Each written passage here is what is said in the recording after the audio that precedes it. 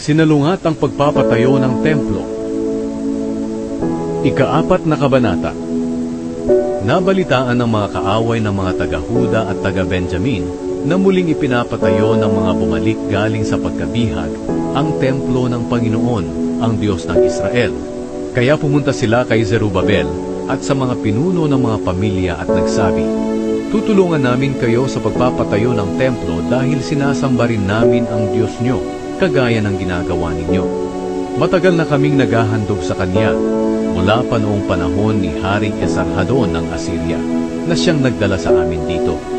Ngunit ito ang sagot ni Zerubabel, Jeshua, at ng mga pinuno ng mga pamilya. "Inutusan kami ni Haring Cyrus ng Persya na muling ipatayo ang templo. Ngunit hindi kayo kasama sa pagpapatayo nito para sa aming Diyos. Kami lang ang magpapatayo nito para sa Panginoon, ang Diyos ng Israel." Kaya pinahina ang loob at tinakot ng mga taong dati nang nakatira sa lupaing iyon, ang mga tao sa Huda, para hindi nila maipagpatuloy ang pagpapagawa nila ng templo. Sinuhulan nila ang mga opisyal ng gobyerno ng Persya para salungatin ang mga plano ng mga tao sa Huda. Patuloy nila itong ginagawa mula ng panahon na si Cyrus ang hari ng Persya hanggang sa panahong si Darius na ang hari ng Persya. Ang pagsalungat sa pagpapatayo ng templo ng panahon ni Haring Artaxerxes.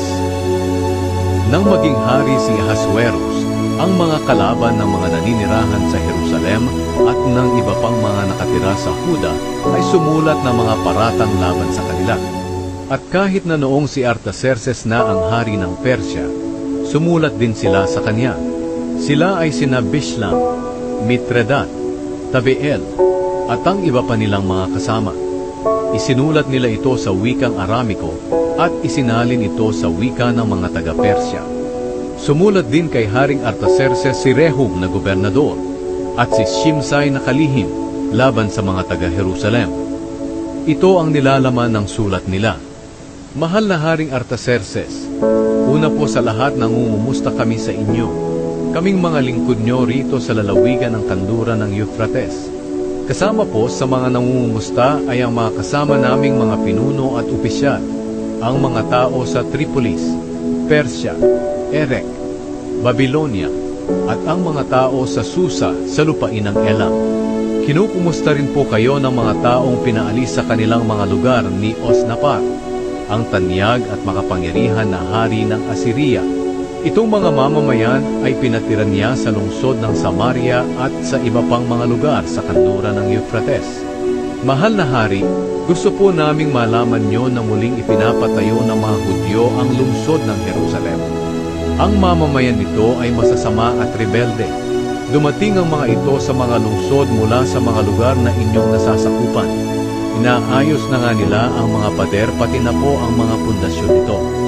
Mahal na hari, kapag muli pong naipatayo ang lungsod na ito at naayos na ang mga pader nito, hindi na magbabayad ng mga buwis at ng iba pang bayarin ang mga tao, at liliit na ang kita ng kaharian.